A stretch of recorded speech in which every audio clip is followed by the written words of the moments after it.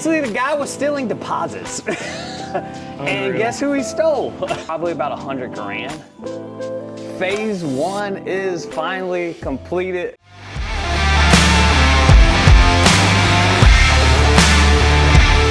That's America!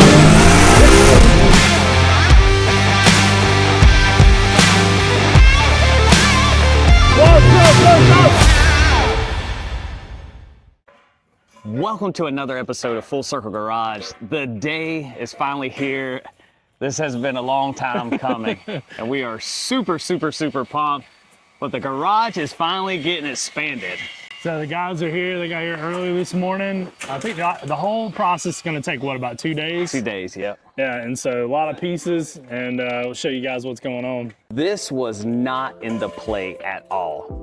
That garage was supposed to be plenty with the overhang coming off of it. So we're gonna completely enclose this, 2 windows and a door over there. On this side, this is gonna be completely enclosed, and we're not gonna put a door here. It's just gonna be a frame out. We may put a screen door there later, but you know, obviously it leads to my home and our outdoor space and stuff like that. So this is pretty simple. Don't overthink this. In front of the building is basically gonna look just like that. We'll add fans and more lighting. And this is where it gets interesting right here. They're gonna build another carport that extends to the edge of these footers.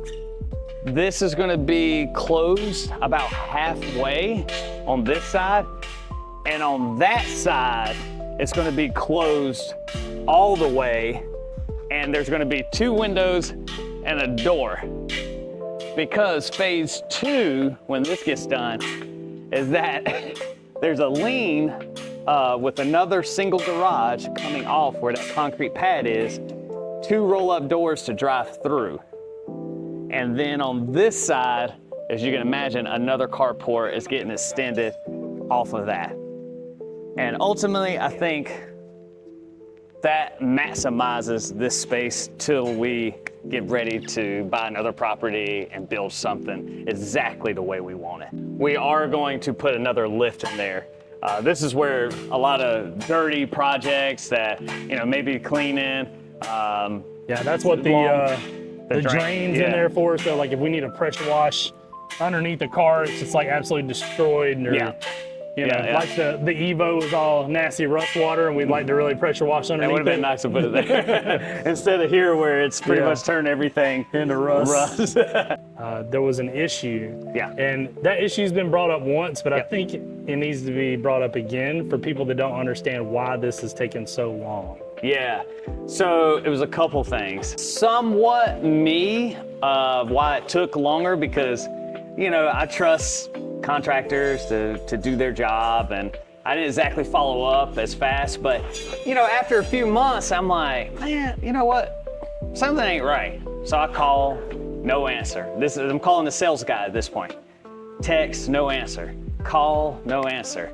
Text, and I'm like, something's fishy going on. So after maybe like 2 months of not being able to get a hold of him, I contacted the manufacturer. The manufacturer put me in touch with the owner, because I was about to really murder this company online, because I don't know if you guys know, I've been screwed 2 times out of a deposit where a guy went bankrupt. So I was a little gun shy on this one, but I ended up contacting the owner and talked to them. Basically, the guy was stealing deposits. And guess who he stole? Stole my deposit. How much was it? I think it was like a total of like 8-9 grand. Dude. I can't remember the exact number. I talked to them. At first they were just like, yeah, unfortunately, there's just nothing we can really do. He's done this to a few people, and we've pretty much cashed out everybody we could. And I was like, well, you know, this guy. I'm just gonna be completely honest with you. You do whatever you want to do. I'm gonna get this garage built. However, I will make it my life's mission and murder you online. They were like, hold on a second. And so they came back And we worked it out. They gave me a really good deal. They honored not just my deposit, but also gave me a discount off the building as well too. So it worked out. The sucky part was I referred this sales guy out to other people that were building garages, who he sold and who he stole their deposit from. So I felt like obligated. I not only, and you could ask them, I not only worked to get their money back, make sure they were taken care of, but then I had to take care of myself, but because I felt bad. Yeah, so I just wanted to give you guys the real perspective on that and some context, because I know some people have caught bits of that, but it's important, especially now that the whole shop is actually coming up and actually being put together now. So we're gonna continue to film the process. This is a 2-day deal, so let's go.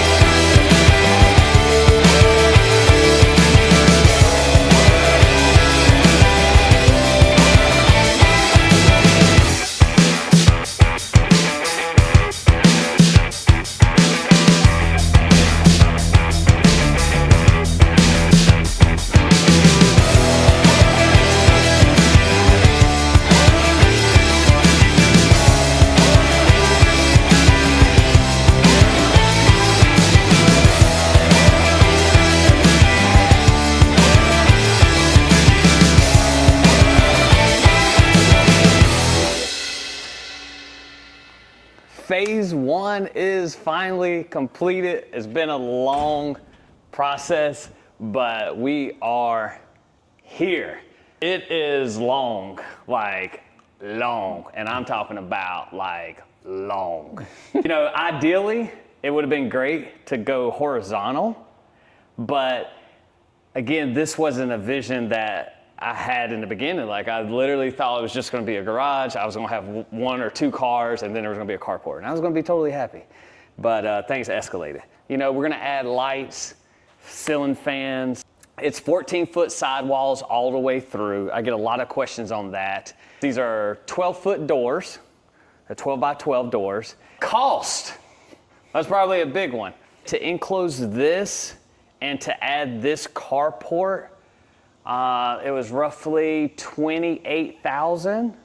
The other section was probably another, I want to say probably $25,000. This is obviously not concrete. This is not excavation. This is not asphalt. This is not none of that stuff. So this is not electric. This is not. I'm probably total costs in it, probably about 100 grand. Way more affordable than if I was to build like a cinder block shingled garage, for sure. That would easily be 200,000+ all day long, and I would never have this amount of space. Right now, the main part of the shop is really kind of doubling as storage and workspace. And that's getting really frustrating because we're having to maneuver cars around, and you know how it is. You gotta like be really delicate walking around things and toolboxes. And basically that's gonna allow us, this whole space is gonna allow us to push all the cars out into this section, even into this section here, and we'll be able to store those while we're working on things like the Evo, which is on the lift at the moment. And then the other thing is too, is this spot's gonna allow us, like, kind of in the past, we'd wash cars out here, but if it started raining, you were stuck. Yeah. So now it's like, if it rains, whatever, they're still under cover, and you know, which is nice. There's gonna be some sump pumps back here for hurricane situations, because a year ago, things got out of control. Yeah. So yeah, I already had pre-ran. You can see the 2-inch piping is up under here. So I'm gonna tap in, and then I'll run drain boxes.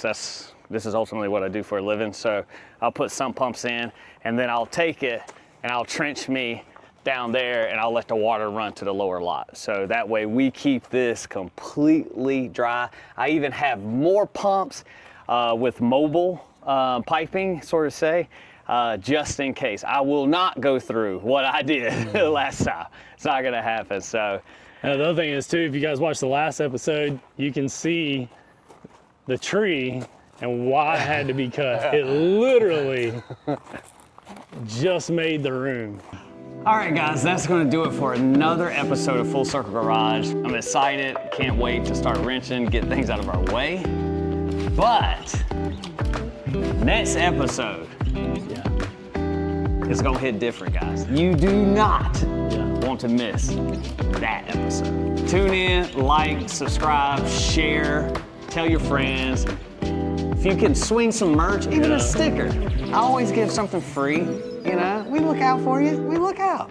We are growing, which is phenomenal. We just want to keep this going, guys. Yeah. And guys, please also get in the comments, tell us what you think, give any kind of feedback, what you want to see. Let us know. Yeah, ask questions, let us know what you want to see on the channel. So, till next time.